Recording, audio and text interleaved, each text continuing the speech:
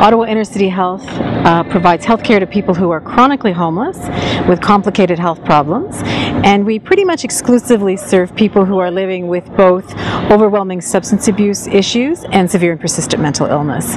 So this morning we're going to go on rounds with our clinical team, which is made up of our physician, Jeff Turnbull, about 9 of our nurses and a couple of our nurse practitioners. We're going to be going to different locations located in the shelter and also in supportive housing to see patients who need to be seen today.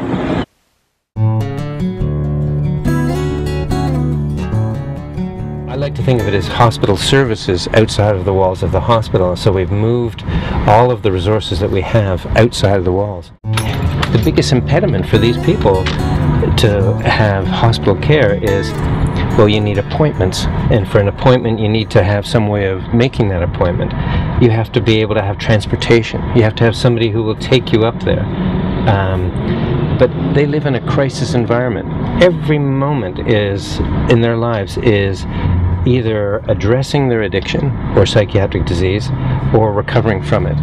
And this is not compatible with care within a hospital environment. Well, I lived on the street. I lived on under Mackenzie King Bridge. Lived there for about a year and a half. I was drinking rubbing alcohol, and I had blackouts. We know that these people are in our emergency departments on a regular basis. So think of the utilization of ambulance services.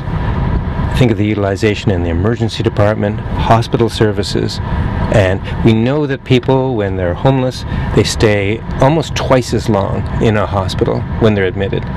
So yes, sometimes they will need hospital services, but the majority of times they don't, and we can provide better care, more effective care outside of the hospital environment, and it's certainly a lot cheaper, that's for sure.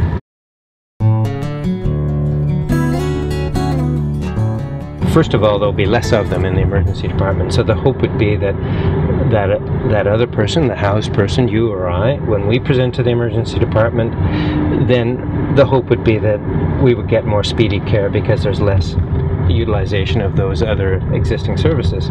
Yeah, I have a severe cirrhosis of the liver, and this is why I'm here. The doctor just does everything he can to help anybody. He doesn't care about your creed, your color, your ailment. He works hard, he looks after the homeless, he's hands-on.